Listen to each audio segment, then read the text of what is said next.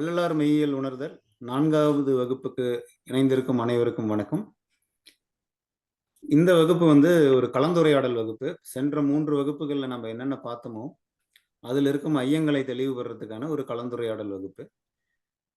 உங்களுக்கு கேள்விகள் இருந்ததுன்னா, முதல்ல வையுங்க. எனக்கும் சில கேள்விகள் இருக்கு.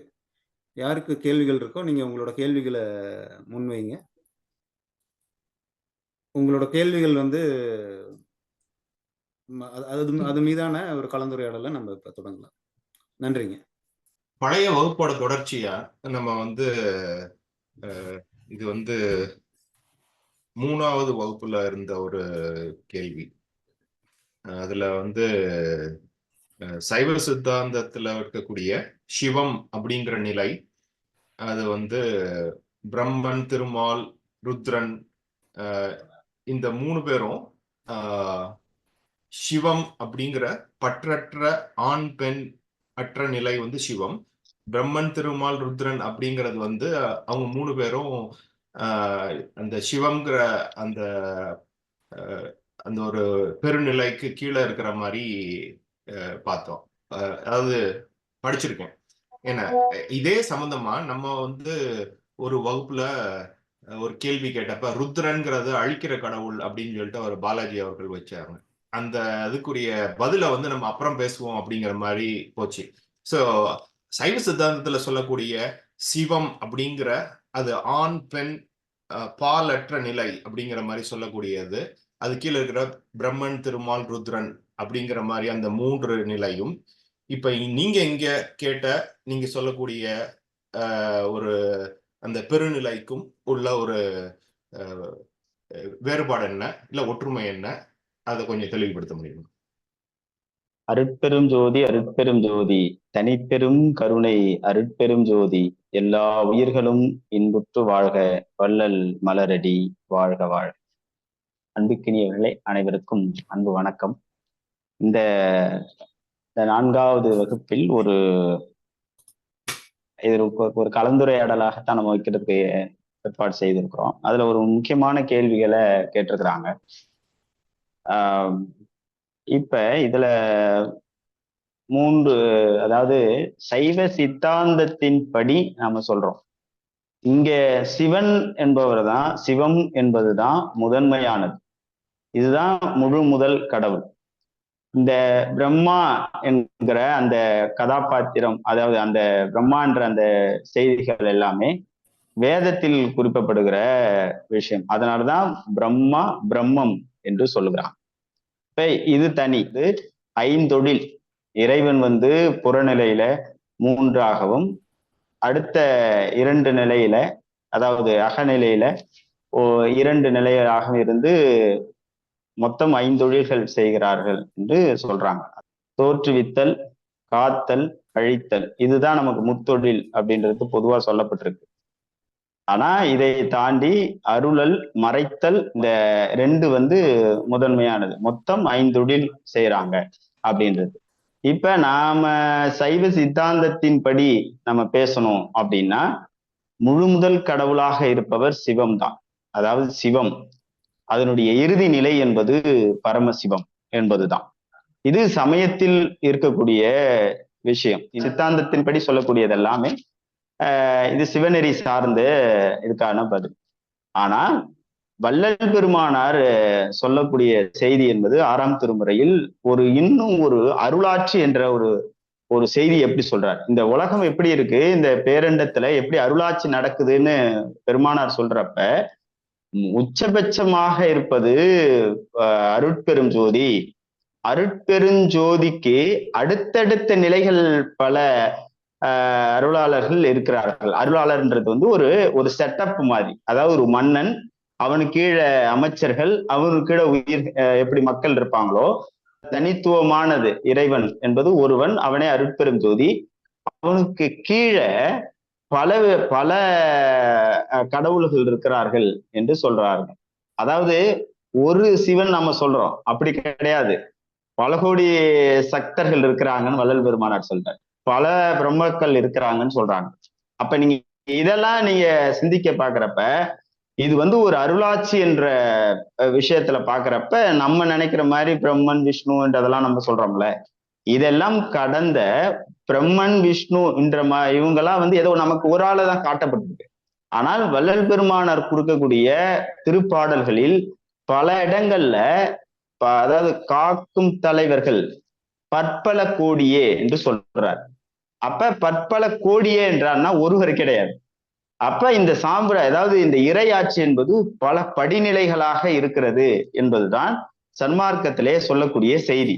அப்ப நாம இதை வச்சு நம்ம பாக்குறப்ப நமக்கு ஒரு செய்தி ரொம்ப முக்கியமா நமக்கு தெரியுது. என்னன்னா, இந்த அருளாட்சி என்ற அந்த அந்த அந்த ஸ்ட்ரக்சருக்குள்ள, அந்த அமைப்புக்குள்ள ஒரு ருத்திரரோ ஒரு சிவனோ ஒரு பிரம்மாவோ இல்ல, நிறைய பேர் இருக்கிறாங்க அப்படின்றத வள்ளல் பெருமானார் சொல்றார். அப்ப நாம இது வந்து சன்மார்க்க முறைப்படியான விளக்கம்.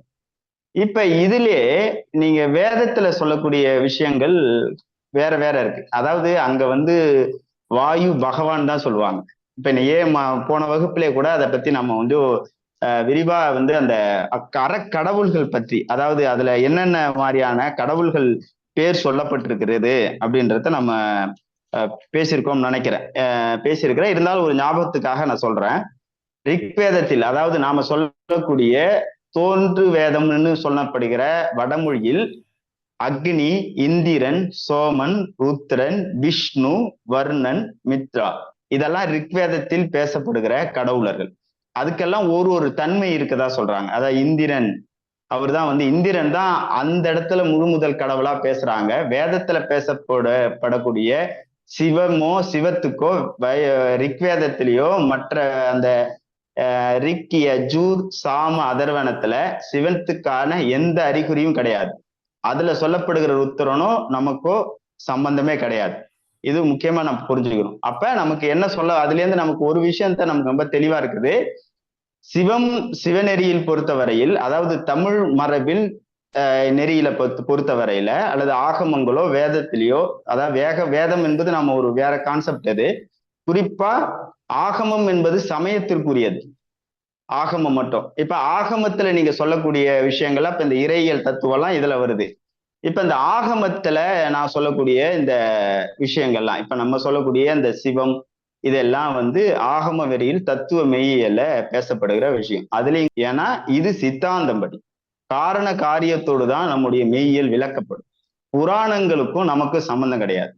புராணங்களும் இப்ப சித்தாந்தத்துல எதுக்குமே கிடையாது. அது வந்து ஒரு சயின்ஸை படிக்கிற மாதிரி இருக்கும் சைவ சித்தாந்தம். நான் வாய்ப்பு இருந்துச்சுன்னா ஒரு நூலை உங்களுக்கு நான் வந்து அறிமுகப்படுத்தணும். அதான் முக்கியமான இந்த ஒரு எளிமையா இருக்குது. அதாவது சைவ சித்தாந்தம் ஒரு அறிமுகம், டாக்டர் சுப்புரெட்டியார் அப்படின்றது. இது ரொம்ப ஒரு எளிமையா இருக்குது இந்த விளக்கம். இது வாய்ப்பு இருந்துச்சுன்னா இதுல படிங்க. இதுல வந்து கூடுதலான செய்திகள் இருக்கும். நம்ம எல்லாவற்றையும் சித்தாந்த வகுப்பேன்றது குறைஞ்சபட்சம் 2 மணி நேரம் பேசணும் ஒரு சித்தாந்தத்தை. ஏன்னா பசு என்பதை மாத்திரம் விளக்குறதுக்கே நீங்க நிறைய கான்செப்ட சொல்ல வேண்டியது இருக்கு. பாத்தீங்கன்னா ஒன்றை மட்டும் நம்ம சொல்லிட முடியாது. அதனுடைய இயல்பு என்ன, மற்ற விஷயங்கள் என்ன அப்படின்றத நம்ம கொஞ்சம் விரிச்சு பேச வேண்டிய விஷயம். ஆனா இப்ப ஐயா கேட்டதுக்கு வந்து பாத்தீங்கன்னா, சைவ ஆகமங்கள் படி இந்த பிரம்மன் விஷ்ணு என்பதெல்லாம் இது இல்லை. இதுல வந்து கான்செப்ட் முதன்மையான கடவுள் யாரு அப்படின்னா சிவம் மட்டும்தான். அந்த சிவம் தான் எல்லாத்தையுமே ஆட்கொள்ளுது. இந்த முத்தொழிலும் இந்த ஐந்தொழிலையும் சிவம் தான் செய்யுது என்பதுதான் அடிப்படை. அதுல இருக்கக்கூடிய சில புனைவுகள் இருக்குது. அந்த புனைவுகள்லாம் முறைப்படுத்தப்பட்டு நீங்க சித்தாந்த படிச்சீங்கன்னா இந்த புனைவுகள்லாம் இது போலியே, இதெல்லாம் வந்து பிற்காலத்துல சொல்லப்பட்ட கதைகள் என்பது நமக்கு சொல்றோம். இன்னும் சொல்ல போனீங்கன்னா வள்ளல் பெருமானார் சைவத்தில் சொல்லப்படுகிற 63 நாயன்மார்களும் தத்துவம் என்றுதான் சொல்லுகிறார். அப்ப நீங்க யோசிச்சு பாருங்க. அப்ப எல்லாத்தையுமே வள்ளல் பெருமானை பொறுத்தவரையில சைவத்தை பேசப்படுகிற பலவற்றை அதாவது தத்துவமாகத்தான் பேசினார். அப்படியே நீங்க அவருடைய கான்செப்டே நீங்க வச்சு பாத்தீங்கன்னா கூட இதெல்லாம் ஒரு தத்துவமா தான் இருக்குது. ஆனா சைவ மெய்யியல் படி, சைவ ஆகமப்படி, சைவ நெறிப்படி முதலாக இருப்பவர், இந்த முத்தொழிலும் செய்பவர் சிவம் தான். அதாவது பரமசிவம் என்கிற இறை ஆற்றல் தான்.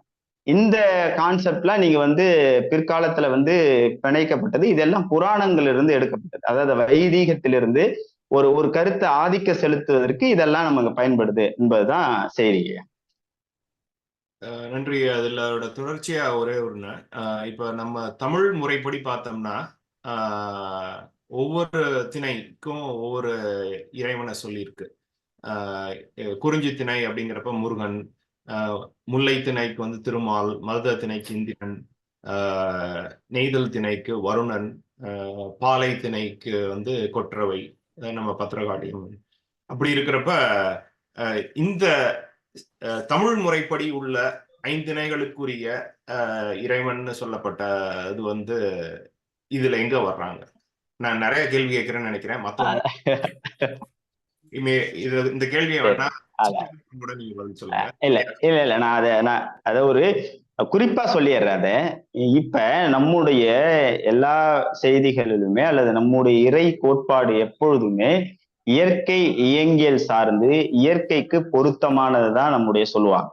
மாயோன் என்று சொல்றாங்க. இப்ப மாயோன்னு வச்சுக்கீங்களேன். இப்ப மாயோன்னா அவனுக்கு நம்ம என்ன கருத்தவன் அப்படின்ற நம்ம பொருளை சொல்றோம்ல. கருமேகத்தை சூழ்ந்தவன், அதாவது மழையை குறிப்பது. அந்த நிலத்திற்குரியது எது என்றால் மழை. இப்ப மழையை நம்ம வணங்குறோம், அதனால அது திருமால். பெருமாள்ன்ற கருமை, அதாவது அந்த மேகம் இது சார்ந்தது இருக்கும். அப்ப அந்தந்த நிலத்திற்குரியது எது பயனா இருக்குமோ அதை வந்து கடவுளா வணங்கக்கூடிய முறை என்பது தமிழருடைய மெய்யலா இருந்தது. அப்ப அப்படிதான் வருது. இதுக்கு நீங்க கூடுதலான தகவலுக்கு நீங்க வந்து தேவநேய பாவனருடைய தமிழர் மதம் என்ற நூலை வந்து நீங்க படிக்கலாம். சென்ற வகுப்புல நான் சொல்லியிருந்தேங்க, இந்த தமிழ் அறிஞர்களா இப்போ என்னன்னா வள்ளலாரை மெய்யியல் ஆய்வாளரா பார்த்துட்டு இருந்தது போக இப்பொழுது வந்து ஒரு புதிய கண்ணோட்டம் எங்களுக்கு வந்திருக்கு. உங்களுக்கு ஏற்கனவே தெரிஞ்சவங்களுக்கு தெரிஞ்சிருக்கும். இப்போ எனக்கெல்லாம் எப்படி வந்திருக்குன்னா, இவ்வளோ ஆழமான ஒரு தமிழ் அறிஞரா இருந்திருக்கிறாரு அப்படிங்கிறது வந்து இந்த ஆசிரியப்பா அந்த அ, ஆ, இ வரிசையில எழுதுனது, தமிழ்ல இருக்கிற இலக்கியங்கள்லயே மிக நெடிய ஆசிரியப்பாவும் இருக்குது. இந்த மாதிரி விஷயங்கள்லாம் இருக்கு. இதுல இன்னும் தமிழுக்கான சிறப்பு சேர்க்கும் வகையில் இந்த அகவல்கள் இருக்குது அப்படிங்கிறதுக்கு இன்னும் வேற எடுத்துக்காட்டு ஏதாச்சும் இருந்தீங்கன்னா சொன்னீங்கன்னா நல்லா இருக்கும்னு பாக்குறேன் ஐயா. இது வந்து இப்ப வள்ளல் பெருமானாருடைய பல செய்தி நம்மளால அப்படி சொல்ல முடியும். அகவலில், அதாவது இந்த எழுத்து சீர்திருத்தத்தை கொண்டு வந்ததில் வள்ளல் பெருமானார் வந்து மன்னன் பெருமானாருக்கு ஒரு மிக முக்கியமான பங்கு உண்டு. எழுத்து சீர்திருத்தம். இப்ப ஆ சொல்லிக்கிறோம், ஈ போடுறோம், அப்படின்ட்டு மேல ஈ எப்படி போடுவோம்? அதாவது ஒரு தொணக்கால் வச்சு ஒரு புள்ளி அந்த மாதிரி போடுவோம்ல, அப்படித்தானே. ஆனா ஐயா அப்படி பயன்படுத்தல. எப்படி போட்டாங்கன்னா, ஈயே முதல் ஈ வந்து எப்படி ஈ அப்படின்னு போட்டுருவோம். ஈ வந்து எப்படி போடுவோம்னா, அது மேலே ஒரு சுழிச்சிருவாங்க. இப்ப ஆ போட்டு ஆ அப்படின்னு கீழே போட்டு நம்ம சுழிக்கிறோம்ல, அதே மாதிரி முதல் ஈ வரும். ஈ வந்து நம்ம இப்படி தொணக்கால் தானே போடுவோம், அப்படி கிடையாது. ரெண்டாவது ஈ வந்து எப்படி வரும்னா, இந்த ஈயே இப்படி முடிக்கிற இடத்துல சுழிச்சிருவாங்க ஐயா. ஈக வரத்து அப்படின்னு அது அந்த பாடல் தொடங்கும். ரெண்டாவது, இந்த அகரம் என்பதற்கே அந்த தத்துவத்தையே நிறுவுவாங்க. அதனால நம்ம ஒவ்வொரு பகுதியா நம்ம அடுத்தடுத்த இதுல சில இதுக்கு நான் குறிப்புகள் எடுத்து வச்சிருக்கிறேன்.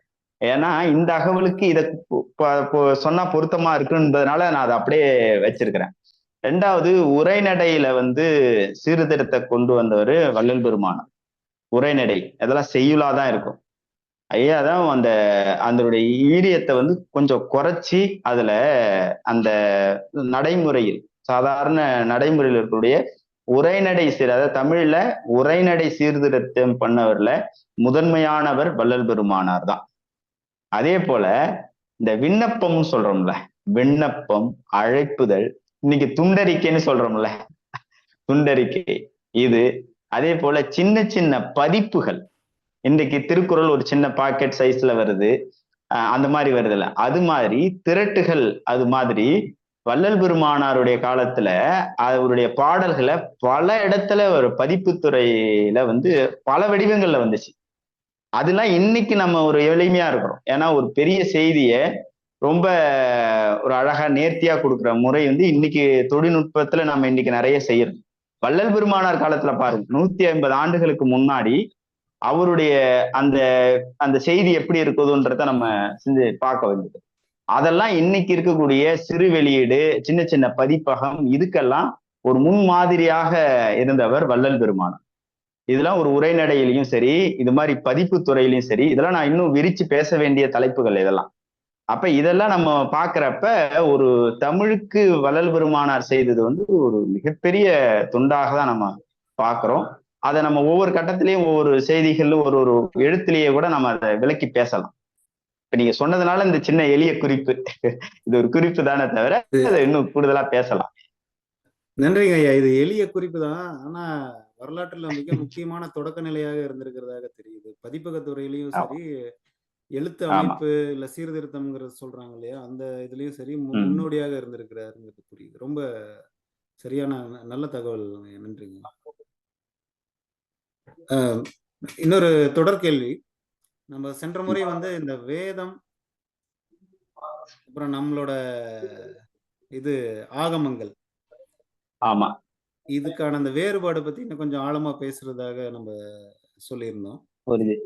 ஆமா, உறுதியா. இதுல நம்ம மறை, நம்மளோட 4 மறை, 4 வேதங்கள், இதுக்கான வித்தியாசம் கொஞ்சம் எடுத்துக்காட்டுகள் இருந்தா நல்லா இருக்கும். ஆமா, தோன்றிய ஆகம், அதாவது ஆகமம், ஊன்றிய ஆகமம் என்று 2 விஷயத்த வள்ளல் பெருமானார் சொல்றாங்க அப்படின்னு நம்ம சொல்றோம். அதுல தோன்றியது என்று நாம் எதை சொல்றாங்க அப்படின்னா, வைதிகத்துல இருக்கக்கூடிய, அதாவது வடமொழியில் இருக்கக்கூடிய ரிக், யஜூர், சாம, அதர்வனத்தை சொல்றாங்க.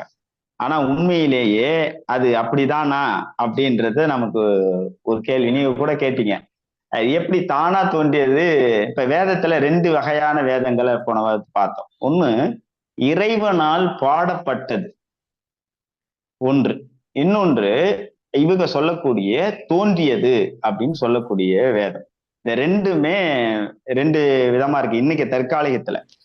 ஆனா இதுல ஒரு ஆச்சரியமா இருக்குது என்னன்னா, தோன்றியது என்று நமக்கு சொல்றப்ப ஒண்ணு வந்து அதை யாரும் எழுதிருக்க, அதாவது யாரும் எழுதல என்றுதான் பொருள், அப்படித்தானே? தோன்றுது என்றாலே அதை யாரும் படைக்கப்படல, யாராலும் படைக்கப்படாதது என்றுதான் சொல்றாங்க. நீங்க இதுல ஒரு செய்தியை நான் அந்த இதுல படிக்கிறப்ப உங்களுக்கு தெரியும், அது ஏன் வள்ளல் பெருமானார் அது தோன்றியது ஜாலம்னு சொன்னாரு, பொய்யுரைன்னு ஏன் சொன்னாருன்றதற்கான சான்று சொல்லுறேன். இதுல ரிக்வேதம் தான் முதன்மையான வேதத்துல ஒரு முதன்மையான வேதமா பார்க்கப்படுது. அதுல ரிக்வேதத்தில் 6வது மண்டலத்தில் 15வது பகுதி யார் பாடுறாரு அப்படின்னா, பரத்வாஜர் அவரு தான் வந்து அந்த எழுத பாடி இருக்கிறாரு அப்படின்னு தகவல் இருக்கு. 2வது அப்புறம் இந்த விஸ்வாமித்திரர் அப்படின்னு சொல்லக்கூடிய அவர், உங்களுக்கு எல்லாருக்கும் தெரியும், அவரை பத்தி பொதுவா எல்லாருமே ஒரு பெரிய ரிஷி அப்படின்றதெல்லாம் நமக்கு தெரியும், ஞானி. அவரு ஆரிய வைதிக முறையை வந்து எதிர்த்தாங்கன்னு சொல்றாங்க. அதாவது யாரை எதிர்த்தாருன்னா, ஆரிய வசிட்டருடைய எதிர்த்து சில விஷயங்கள்லாம் வந்து அவர் பேசினவர். யாருன்னா விஸ்வாமித்தர். அவருடைய மகன், அவன் வந்து மனுச்சந்தை அப்படின்னு பேரு, மனுச்சந்தான்னு சுருக்கமா சொல்லுவாங்க. அவருடைய அந்த மனுச்சந்தர் அவர் என்ன எழுதியிருக்காருன்னா, ரிக்வேதத்துல கிட்டத்தட்ட 10,000 ஸ்லோகங்களை வந்து அவர் பாடியிருக்கிறாரு அப்படின்னு சொல்றாங்க. அப்ப நீங்க சிந்திச்சு பாருங்க, தானா தோன்றியதுன்னு சொல்லக்கூடிய இந்த வேதத்தில் இவருடைய பரத்வாஜரும் அதே போல இந்த விஸ்வாமித்திரருடைய மகன் மனுச்சந்தாவும் எப்படி வந்து பாடப்பட்டிருக்காங்க, அதாவது பல ஆயிரம் பாடல்களை எப்படி அதுல இடம்பெற்றிருக்குது. இது மட்டும் இல்ல, இதுல பல இடங்கள்ல பல பேருடைய பெயர் தலைப்பிட்டே அந்த ஸ்லோகங்கள் சொல்லப்பட்டிருக்கிறது அப்படின்னு சொல்றாங்க. இது வந்து இப்ப இதுல இருந்தே நமக்கு புரிஞ்சிடும் ஏன் ஐயா வந்து தோன்றிய விதத்தை கடுமையா ஒரு பொய்ன்னு பேசினாரு என்பதற்கான சான்று இது ஒண்ணு. 2வது, இந்த ரிக்வேதத்துல ஒரு இடத்துல சொல்றாங்க, ரிக்வேதம், நான் சும்மா ஒரு சின்ன சின்ன குறிப்புகள் தான் அது. ரிக்வேதத்துல 5ஆம் மண்டலத்துல 29வது பிரிவுல ஸ்லோகம் 7 அப்படின்றதுல அவர் சொல்றாரு.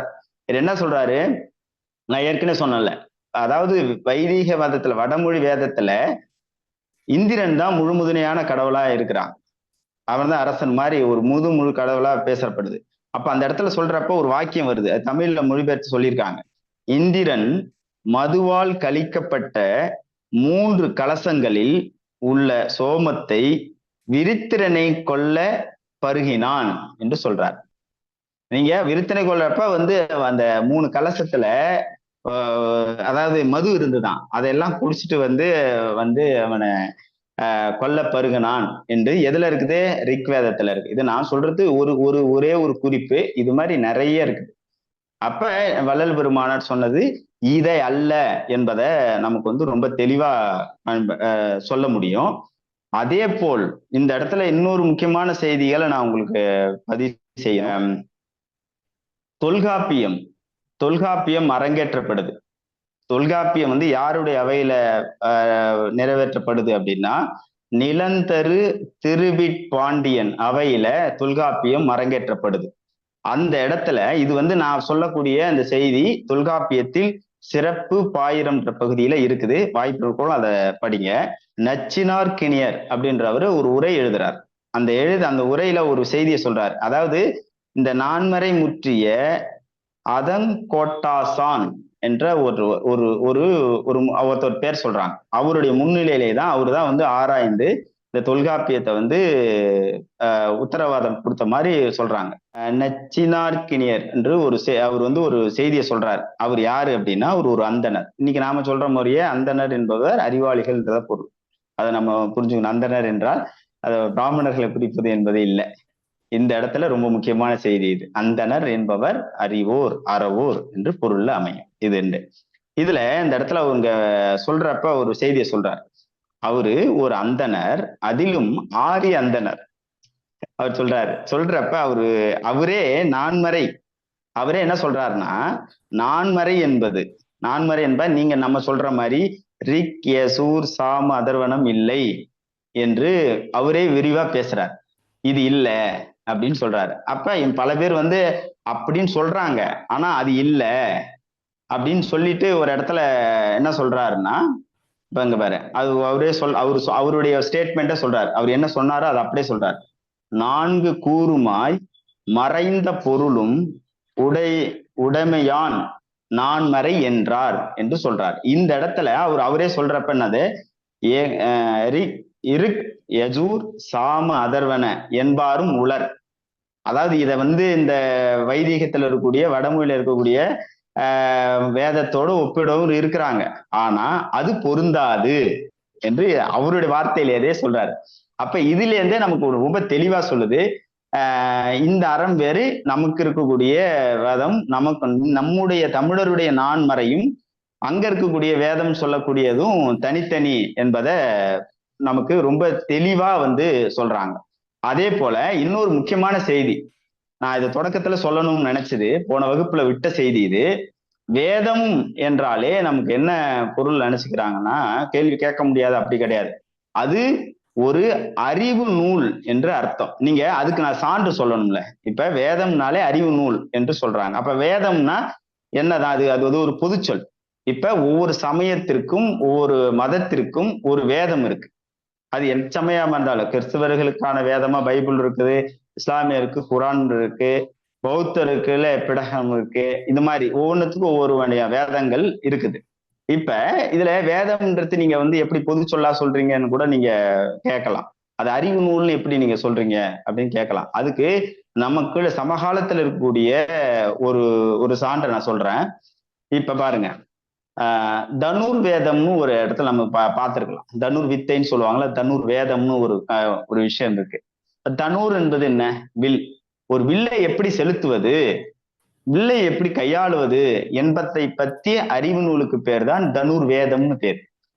அதே போல ஆயுர்வேதம்னு சொல்றோம்ல, ஒரு மருந்தை எப்படி தயாரிக்கிறது, எப்படி கொடுக்கிறது, இது சம்பந்தமான மருத்துவம் சார்ந்த அறிவு பேர் தான் இன்னைக்கு இன்னைக்கு நம்ம சமகாலத்துல இருக்கக்கூடிய செய்தியை நான் சொல்றேன். அதாவது தனுர் வேதமா இருந்தாலும் சரி, ஆயுர்வேதமா இருந்தாலும் சரி, இதுக்கெல்லாம் இதெல்லாம் ஒரு அறிவு நூல் என்பதுக்கான சான்று தான் அவர் சொல்றாங்க. இன்னொன்னு நீங்க கேட்கலாம், சரிங்க. இப்ப ஆரிய வேதம் வேறன்னு நம்ம சொல்லியாச்சு. 4 வேதமும் ஆகமங்களோ அது வேற. நமக்கு இருக்கக்கூடிய மறை என்னதான் அப்படின்னு சொல்றோம்ல, அதுக்கு ரொம்ப ஒரு சான்று வந்து நம்மளுடைய மரபிலிருந்தே இருக்குது. இதுல என்ன சொல்றாங்கன்னா, இப்ப நம்ம சங்க இலக்கியத்திலேயே அது வருது. சங்க இலக்கியத்துல புறநானூற்று பாடல்லையே வந்து சில செய்திகளை சொல்றாங்க. இதுல நமக்கு நேரடியான சான்று, ரொம்ப முக்கியமான நேரடியா சான்று ஞானசம்பந்தர் சொல்லக்கூடிய செய்தி. ஞானசம்பந்தர் வந்து ஒரு திருக்கோயிலுக்கு போறாரு. இந்த திருக்கோயிலுக்கு பேரு செஞ்சனூர் என்ற ஊர்ல வந்து அவரு திருப்பதிகம் பாடுறார். அப்ப அந்த பதிகத்துல பல பாடிக்கிட்டே இருக்கிறவரு ஒரு இடத்துல ஒரு கேள்வி கேட்கிறார். அதாவது, கல்லால் அமர்ந்து நீ வந்து அமர்ந்த பெருமானே, அருள் செய்த அமைதானே, ஏதோ நீ வேதம் சொன்னியாமே, அது என்னன்னு கேட்கிறார். இறைவன்கிட்ட கேட்கிறார். அத எங்க அதுக்கு பதில் வருது அப்படின்னா, அதாவது அந்த இடத்த பாத்தீங்கன்னா ஒரு குழந்தை தலம்னு சொல்லுவாங்க. இப்ப நாம இருக்கக்கூடிய இது முருகன் பெருமான் எல்லாம் இறைவனை வணங்கின இடம் தான் அந்த செஞ்சனூர் அப்படின்ற ஊர். அந்த இடத்துல பாடக்கூடிய ஞானசம்பந்தருக்கு எங்க விடை கிடைக்குது அப்படின்னு சொன்னார்ல, ஏதோ 4 வேதங்கள் அருளியாம அது என்னன்னு தெரியாம கேட்கிறார். அந்த கேள்விக்கு இப்ப நீங்க ஒரு கேள்விய கேட்கிறோம்னா அதுக்கு முதிர்ச்சியானவர்கள் பெரியவர்கள் பதில் சொல்வது இன்னும் பொருத்தமாக இருக்கும். அப்படி நீங்க பார்த்தீங்கன்னா சைவ நெறியில மிக மிக வயதானவர், மூத்தவர் யார் என்றால், இங்க கூடிய இன்னைக்கு வந்து திருமுதுகுன்றம்னு சொல்லப்படுகிற விருத்தாச்சலம் இன்னைக்கு சொல்லக்கூடிய பழமலைநாதர். பழமலைநாதர் தான் இன்னைக்கு ரொம்ப பழமையான நாதர், அதான் வயசானவர் அப்படின்னு அர்த்தம்னு வச்சுக்கீங்களேன். பழமைநாதர் அந்த திருக்கோயில ஒரு பதிகம் பாடுறாரு. அப்ப வந்து இந்த அங்க பாடுறதுக்கு ரொம்ப நாள் கழிச்சு இங்க வந்து பாடுறாரு. இப்ப அந்த இடத்துல இவரு ஞானசம்பந்தர் வந்து இந்த திருமுதுகுன்றம், அதாவது விருத்தாச்சலம் பழமலைநாதர்கிட்ட வந்து பாடுறப்ப நீ அத அங்க கேட்ட கேள்விக்கு இங்க பதில் கிடைக்குது. எங்க பழமலைநாதர் பதில் சொல்றாரு. அந்த இடத்துல அவர் சொல்றப்ப ஒரு அந்த வரியை மட்டும் படிக்கல. அப்ப அப்படியே சொல்லிக்கிட்டே வரப்ப ஒரு இடத்துல அவர் பாடுறார். அழிந்த சிந்தனை அந்தணர்களுக்கு அறம் பொருள் இன்பம் வீடு மொழிந்த வாயான் முக்கணாதி மேயது முதுகுன்றமே என்று பாடுறார். அதாவது என்ன சொல்றாருன்னா, சிந்தனை, அதாவது சிந்தனை அந்தனருக்கு இந்த 4 சொல்றோம்ல, ஏற்கனவே நம்ம சொல்லக்கூடிய 4 இல்ல. இப்ப இன்னைக்கு வந்து சைவ குரவர்கள் 4 அல்ல. முதலாக ஆகமங்கள் அதாவது முன்மொழியப்பட்டது என்பது 4 யாருன்னா சனகர், சந்தனர், சனாதனர், சத்குமாரர். இவங்க 4 பேருக்கு தான் முதலாக சைவ சமயத்திலே அந்த ஆகமங்கள் முன்மொழியப்பட்டது, வேதம் முன்மொழியப்பட்டது. இதுதான் சைவ நெறிப்படி நடந்தது. இப்ப இந்த நான்மறை என்பது இந்த இடத்துல பெருமானார், அதாவது இறைவனே சொன்னது என்னன்னா அறம் பொருள் இன்பம் வீடு. இதை நான் எங்க சொல்றாங்கன்னா ஞானசம்பந்தர் காலத்துல அவருக்கு அருளப்படுது இந்த செய்தி. ஆனா இது நாம சங்க காலத்துல ஔவையார் எல்லாம் வாழ்ந்தாங்கல்ல, அந்த காலத்திலேயே அது பற்றியான குறிப்புகள் 4 அதாவது அறம் பொருள் இன்பம் வீடு பேரு என்பதெல்லாம் வந்து எப்பவே வந்து ஔவையார் சொல்லிட்டாருங்க. ஈதல் அறம் தீவினை இன்றி ஈட்டல் பொருள் காதல் இருவரும் கருத்தொருமித்து ஆதரவு பட்டதே இன்பம் பரனை நினைத்து இம்மூன்றும் விட்டதே பேரின்ப வீடு. ஔவையார் காலத்துல பேசப்பட்டது. இப்ப யோசிச்சு பாருங்க. அப்ப இந்த மரபிலே 4னா என்ன இருக்கு, இன்னைக்கு என்னங்க கிடைச்சிருக்கு, நமக்கு என்னங்க இருக்குது? இன்னைக்கு நம்முடைய வேதம் எது என்றால் அது எல்லாத்தையுமே இன்னைக்கு 18 கீழ்கணக்கு நூல்கள் சொல்லக்கூடிய அறநூல்கள் 18 நூல்கள் நமக்கு இருக்கு. இது எல்லாத்தையும் ஒவ்வொரு கான்செப்டா தனித்தனியா இருக்கும். ஆனா எல்லாத்தையுமே சேர்த்து இருக்கக்கூடிய ஒரு நூல் எது என்றால் அது நமக்கு இருக்கக்கூடிய திருக்குறள் தான். அறம் பொருள் இன்பம், இன்பம் வரைக்கும் இருக்குது. வீடு பேருன்றது எங்க இருக்குது அப்படின்னா துறவரத்துல இருக்குது, அதுக்குள்ளாவே இருக்குது. இந்த வாழ்க்கையை நீ முழு பெற்று விட்டால் நீ வீடு பேர் அடைந்து விடுவாய் என்பதற்கான அடையாளம் தான் அந்த திருக்குறள் என்பது. இது நம்முடைய வேதம். தோன்றிய ஆகம வேதத்தை எதிர்க்கிற வள்ளல் பெருமானார் ஊன்றிய வேதத்தில் இருக்கிற உண்மையை தெரிந்து கொள்ளுங்கள், அதிலே நான் இருக்கிறேன் என்று இறைவன் சொன்னதுக்கான வேதங்கள் எது என்றால் இங்க இருக்கக்கூடிய தமிழருடைய வேதம் அறம் பொருள் இன்பம் வீடு பேரு. இதுதான் அது முன்மொழிந்த செய்தி. இதுதான் நமக்கு இருக்கக்கூடிய விஷயம். அது இல்லாம சைவ ஆகமத்தில 28 ஆகமங்கள் நம்ம ஏற்கனவே சொல்லியிருந்தோம். அதுல 28 இன்னைக்கு இருக்குதானா? இல்ல, 28 கிடையாது. மூல ஆகமம் என்பது 9 ஆகமம் தான். திருமந்திரத்துல ஐயா குறிப்பிட்டாங்க. அந்த அதாவது 9 ஆகமத்துல ஒவ்வொன்றிலும் 3 நிலை இருக்குது. அப்படியே பாத்தீங்கன்னா உங்களுக்கு 27 வரும். 3 4 27. அடுத்தது வேதாந்த சித்தாந்த மெய்மை என்ற ஒன்று இருக்கு. அதை சேர்த்து 28 ஆகமம் என்று சொல்றாங்க. இதில் எல்லாமே தனித்தமிழில் எழுதப்பட்டது. ஆமா, தொடர்ந்து இதை பத்தி வந்து அடுத்தடுத்த வகுப்புகளை நம்ம விரிவா பேசலாம். ரொம்ப அருமையா இருந்ததுங்க விளக்கம். ரொம்ப நன்றிங்க. அந்த மறைகள் பத்தி சிறப்பா சொன்னீங்க.